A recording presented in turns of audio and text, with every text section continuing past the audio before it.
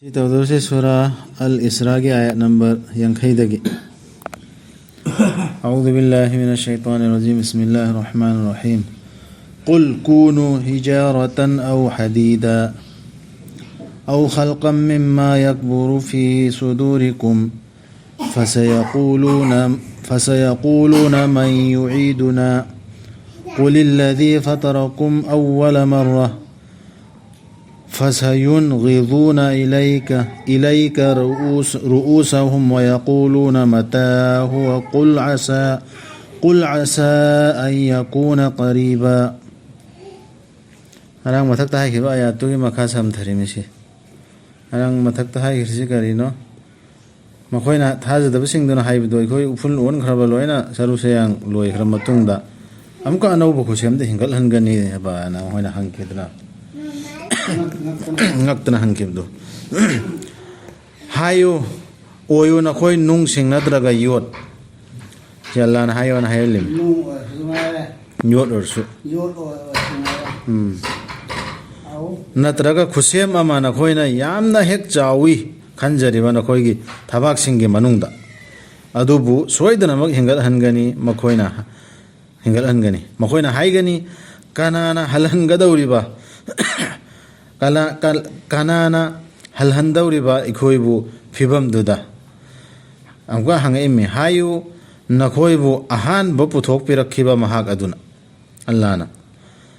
maduda makhoina nomgani nangonda makhoigi makok singdu aduga haigani madu kaidongai oigadawriba hayu oibasu yai madu nakna lairamba hoine na nombudu acting tawbudu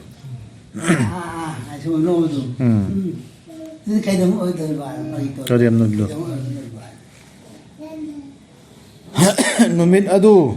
hoike nakadaru numito nakmanatra lappa numit adu Allah na nakhoibu kaurakadaba maduda nakhoina paukhumjagadaba mabu thagattuna aduga nakhoina khangadaba nakhoi leiramba natte haiba taibangda matam khajiktang nattana matam khajiktang nattana leiramba natte se adum ayat khujingda ajam matamda 15 ai se khodi khajikta leirambani nadra tum khibugum oine aina adum parman pe si base ade mioi bana khoi numdangda sum tum thaki jutun nattana karam kan tum khemo kanam bo khangdum khangbrane karam kan tuna ina tum khrise khangbro adum ena si basu khangwe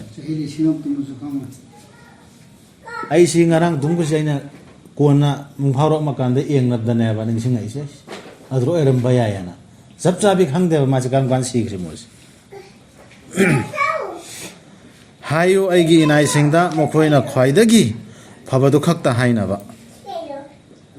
tasengnamak shaitan na insan bani mokhoigi marakta mod khena na ba tasengnamak shaitan di matam pumbada mioi bagi yekna bani mayek senglaba khwaidagi phabadu khak haina bagi Allah na yathang tawri shaitan insil lebe yetna napsi hidai khoina yetna dana mara yetna da laibisi phatte dharma matang do ero atopo ero akhangba phabadu khak hairamba loira aina si khangwani loira nakhoi rabna khwaidagi hena khanglibani nakhoibu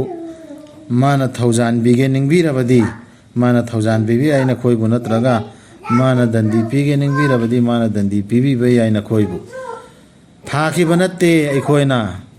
nangbu om sallallahu alaihi wasallam makhoigi mathakta asin arang oina mana pamandi adu mapuduna tuna hena khangreba nakon khamon teba alamu bekum nakon de hena khangeba alana ma chambiraga ram tawdabsina chambirabsina kanadano adagi aga pidabna kanadano si mana masa khangeba mane na khangeba adana ikhoina fatwa pibai darkar leite hairi rasul da suni hersi adi ma khoida faisla ta thokpagi adu ta thokpagi rasul da ne hersi ye na bagi darkar leite Allah na khangeba asin arang natte hersi wakil natte paw yo han batane wakil natte nang wakil oyon natte bana khwaidai phabadu khak haibai mathone khwaidai phabadu quran ga anidana nangi rabna khwaidagi hena khangbani asman sing amasung prithvi da leiba makhaidu aduga aikhoina mathak thongna lokhat pi khibani nabi kharabu kharagi mathakta ꯑꯗꯨꯒ ꯄꯤꯈꯤꯕꯅꯤ ꯑꯩꯈꯣꯏꯅ ꯗꯥꯎꯗꯇ ꯖꯕꯨꯔ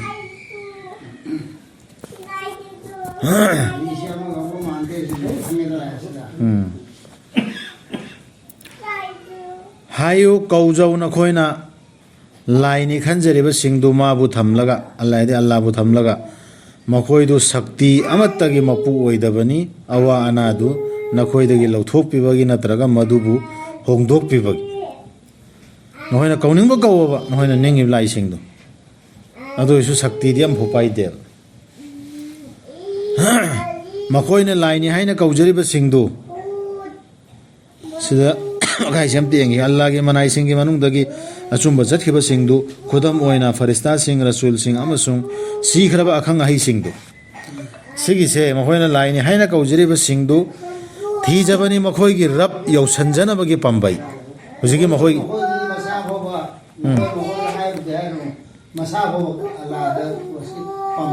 ꯄꯥꯝꯕꯩ ꯑꯜꯂꯥꯍ ꯌꯧꯅꯕꯒꯤ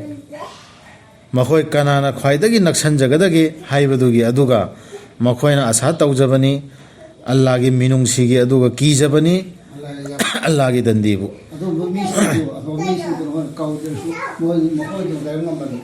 ꯃꯈꯣꯏꯅ ꯂꯣꯏꯅ ꯄꯥꯏꯔꯦꯅꯦ ꯑꯩꯈꯣꯏꯅ ꯃꯈꯣꯏ ꯃꯈꯥ ꯆꯠꯀꯗꯕꯅꯦꯅ ꯍꯥꯏꯕ ꯏꯟꯗꯅ ꯂꯥꯞꯇ ꯂꯩꯔꯤꯕꯁꯤꯡꯗꯣ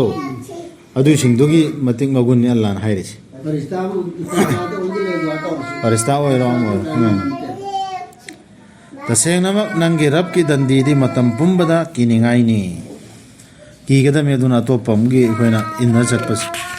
ꯑꯇꯣꯞꯄ ꯂꯤꯗꯔꯅ ꯈꯟꯗꯅ ꯌꯥꯝ ꯆꯥꯎꯅ ꯊꯥꯒꯠꯇꯅ ꯊꯝꯃꯣꯏꯗꯅ ꯗꯨꯋꯥ ꯇꯧꯕꯗꯨ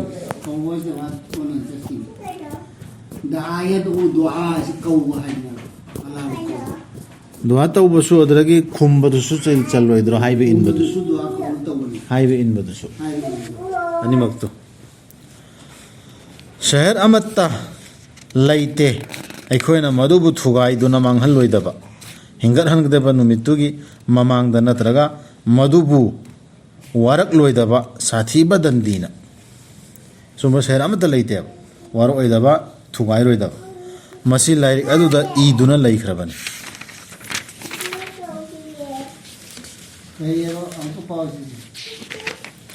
ꯁꯍꯔ ꯑꯃꯠꯇ ꯂꯩꯇꯦ ꯑꯩꯈꯣꯏꯅ ꯃꯗꯨꯕꯨ ꯊꯨꯒꯥꯏꯗꯨꯅ ꯃꯥꯡꯍꯜꯂꯣꯏꯗꯕ ꯍꯤꯡꯒꯠꯍꯟꯕꯤꯒꯗꯕ ꯅꯨꯃꯤꯠꯇꯨꯒꯤ ꯃꯃꯥꯡꯗ ꯅꯠꯇ꯭ꯔꯒ ꯃꯗꯨꯕꯨ ꯋꯥꯔꯛꯂꯣꯏꯗꯕ ꯁꯥꯊꯤꯕ ꯗꯟꯗꯤꯅ ꯃꯁꯤ ꯂꯥꯏꯔꯤꯛ ꯑꯗꯨꯗ ꯏꯗꯨꯅ ꯂꯩꯈ꯭ꯔꯕꯅꯤ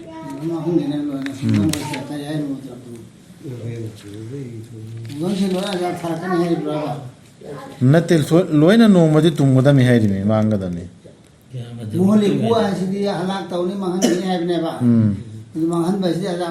ꯃꯥꯅꯤ هاي بإن نحن مهلكوها مؤذبها عذابا قبل يوم القيامة ومعذبها عذابا هاي ماما يجدني نه ماما ما كيدو أقول ما كيدو ما هم كيدو هم ما برضون يادرب كاندا نبي داوتو إندرب كاندا ما هم دب ياودير لون أيام ما هم كي أقول دي رسول كي سيسو هاي بإندردي ما هم كنام سيسو هاي بإندردي ما هم كنام ما هم كنام كريم تثينك بناتة أيكوي بو أيكوي نثارك بدا أنغك بخدم سين مكوي دو بو يا كده بدو نتنا ثاينا جي ميسيننا خدم دارو بوزا أولو نبي أشي بورد نبي نهاية خدم أولو نهاية خدم بدي ما هم كوي نهاية خدم ثابي يادرشتي كارينو هاي بدا ماما ماذا خدم ثاكي متم دم ماما يجي خدم دنيا على ما بوزو هم بو ياودي أدونا نثار ثارشتي خدم بدي تير ميوال أنبر مكتا بيرسو موه تكشيل بدو أدو هلو أدا هلو يا كده بيكي بني مادون كريم كانا دينا بيدني هايش بيكي بني أكوينا سموتا أوت أمومدو سانغ سانغنا أوبا خدم أما أوينا أدو بو مكوينا لاننا توكي بني مغوندا أدو بو مكوينا لاننا توكي بني مغوندا أكوينا ثابة تودي خدم سينبو كي هننا بنتنا خدم ثارا إيسي كي هننا بنا شكشنا با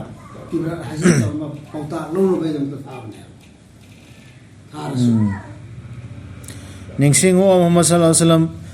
aikoina haibikibadu nangonda tasengnamak nangi rabna pumthat hek thachin bani mioi babu ohen khibanate aikoina mangdu aikoina nangonda utkibadu changyeng ama nattana mioi bagi aduga sap tawkhraba upal adusu Quran gi manungda palleba aikoina ki hanbani makhoibu adubu maduna karisu hengal hanbal laite makhoida chauna lamhen banattana mang wan jibdu wan mang du kitna amu wan tamin tamu da mang ai hai du adu kari mang kin hairisi namitta uhan khibadu mari lainana ningsingbiu ahanba ayata pankhiba ahingi khongchattu ahingi khongchat isra pu khibdu o meraj du hai Meraj du. wadu meraj mang ne ji khang ji mang ne ra ata nu da hasan da itin taw ma hairi Quran gi are Quran ali ada bukan pai wari du bukan pai wari sana rasul li dia ba adu du li ba rasul li wari se han li ma tu na matam dai ai me ka so ka na haram dale rami na hai imam bodam ne non na trodu وإذ قلنا لك إن ربك أحاط بالناس ما جعلنا رؤيا هيري kahap kalaga sida tu minta ka ala una da wa ina ma ta mga pura ida bu wa ta li wa ina do adu sumang ne karu banate رؤيا هير سيبو ya si مغني سيجي آرتا هل مغني هل لنا ساونا دين قرآن ده هيرس ru ya hai se mang na te hai ba arbi lo da lai te u ba ki da makta sum u si Phom u si le. u ba ne ba u ba si mang do u si ne ba ru ya si mang du ko aduga liyo aikoina haikibadu farista singda sajda taw adamda sajda ta kebani makoi loina mak iblis nattana mana haiki aina sajda ta gadra nangna leipak tagi sembaduda mang do u ne sem banate hai bi wa te hai si rasul do u halaga rasul gi dam khangan bane ba loina dunia da man tor kadab du su akhirat or kadab du su kuhan bane mamita tawli to badalai na ba mo da izan du oina ba yakin oina ba da mutta ta ja hi na ba da mutta adu han ma am da hai du ai ni uram ni min na si wa se hai do hai ba ya na ba da mutta ala na kuhan bane no adu nabi du han mang si ate yu han mang ga ma na mang du su hi ne asyang bani moi gi mete ron pajai lama mang du su hi ne adura hari dana kaya no farstali sing taraga taj to bi ubaga ukhachi hai bane ba chi mehraji adana no mai matam ji tharapne na adu pajai ndur yaw bane ba moi ni rai pajai adu sumbe adu mang ni hai du Mang. ta kam da tene wa mang ni moi na no pukhachi chi ne ba pura hoina mangdu pukhalambase so paul len le mi so hai to mang da buji pura puri masawa ne dare oi mang na tab da pong ka bi na te luan ba ma do aku sing ata hai le tra adu wa hai me li wa sam hadu kilometer chamri lising la chamri jangmaro la pesi makka dagi aksha se adu am la pudu ahingam du phatlo no phone chalaga matam du da scientifically su chana dedana niyo be brain la ma phangda ba dumba khudam du quran gi kanun gi khilaf su oi adu ri dina na so jala li sin da lan to ga ngami da du ngambab du ngamme ba mioi bada ki matung ne hai elak pakanda dalil gi matung ina ne quran da la na piri ba lo do adu gi matung ina elak pakanda mingon da yade ba pakhum pi ba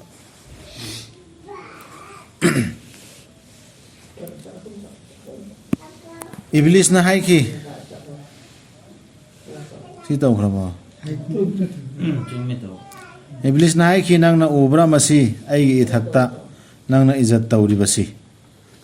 chon than birabadi nang na aibu hingal han bigada numit tu fauba soidana manghan ge aina ina hai wa da wa magi macha singbu langphaina handuna khara khak nattan ya wa ni ga no su si surasi mo ko ta na khan da udre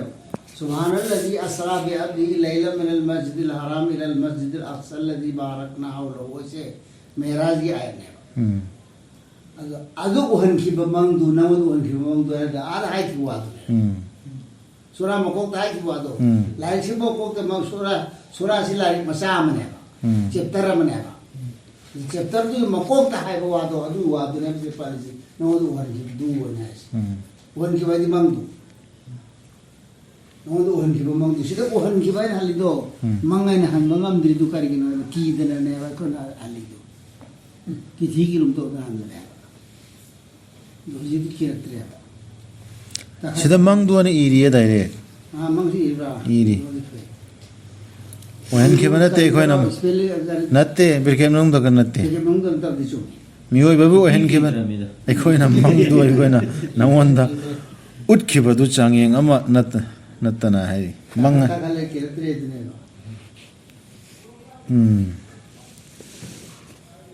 high भी की अल्लाह ना चट खरो कना गुम्बना नंगी तुंग इलक लबदी मखोई की मनुंग दगी अदु ओइरबदी तसेंगनमक जहन्नम ना ओइगनी नखोई की शास्ति सिसे मारो ते यावने हम दत्तना ते हम काय यावने सिसे इब्रा हासिल तो परा लौनम तांग अमला पुकान सोय तुम हाय अमला पान हो हाय सि कर मैंने अल्लाह के हुक्म ना थोखिम नो दुमा इंखत किब दो अदु फजन लेरंबा मा तो असौब आदम को बने मा शैतान सी इब्लिस से कई दुनिया बा जिन्नात मा खगी मपा ने अबुल जिन्ना बा अदगी आदम से ना अबुल इंस लेरना माने आदम